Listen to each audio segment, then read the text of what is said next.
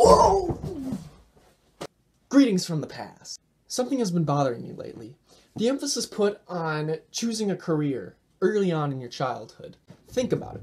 We take a child, we'll say 8 years old, who's only been a conscious being for a couple of years or so, give or take.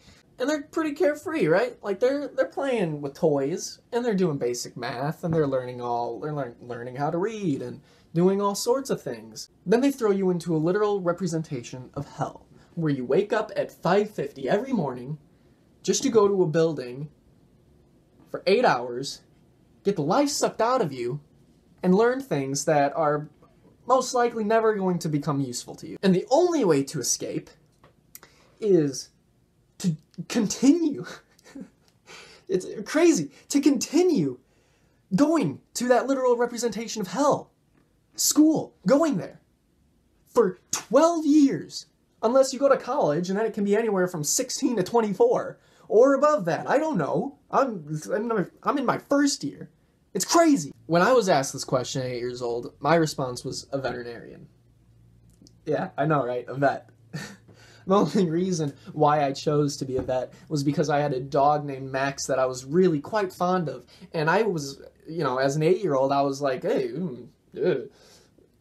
veterinarians like dogs. I've got a dog that I like. I don't like all of them, but I like mine. So maybe I should be a vet. It's so hard to know what you want to do with your whole life when you've only really been present for 3 or so years of it, and you still occasionally shart your pants because you're too busy playing with your Spider-Man toy that you can't get up just to take a shit. Let's fast forward now to today. What do I want to be today? Currently, I'm working towards getting a degree in biology, but I still kind of don't know what I want to do with my life. Because let's face it, teenagers are terrible at making decisions. Let me give you an example. I once asked this girl to be my girlfriend, and I liked her, and we were dating. So it wasn't like I just walked up to someone and said, hey, yeah, want to be my girlfriend? No, I got down on one knee with a bouncy ball.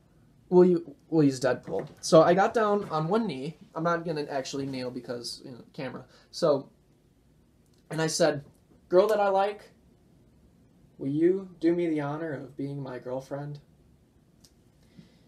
And she took the bouncy ball, she looked at it, she laughed a little, and then she said no. I was confused and discouraged, so I asked why. And she pointed out to me that we had only been on one date, and technically, that date wasn't even over yet. So how can you trust somebody like that to go out and decide what they want to spend their entire life doing? It just doesn't work. Your parents tell you to never give up on your dreams. But the thing is that you are not the same person that you were when you had made those dreams. You have had more life and know more things than that person. Think about it. Even on a molecular scale, you're still a completely different person than you were all those years ago. Given enough time, all of the individual molecules that make up your entire body will have been switched out for completely new ones. You are very literally not the same person that you were. So fuck your dreams. We live in an age with limitless career opportunities. It would be ludicrous to decide what you want to eat for breakfast 4 Tuesdays from now, let alone what you want to spend your entire life doing. Anyways, it was a short video, and I had to talk about that. I didn't, because I'm in college and I'm sitting there and I'm doing what I feel like is what I want to be doing, but then there's a part of me that's like, well, I'm only 18. I don't know what I'm gonna do. I have an idea. I know what I want to do, but I don't know what I'm going to do. I don't know what I'm gonna want to do tomorrow. I'm not gonna know what I want to do 2 days from now. But right now, I want to go into biology. But I have to make those decisions now. I have to make them now. So, if I change my mind, is it too late? Can I go back? I don't know. It's just something to think about.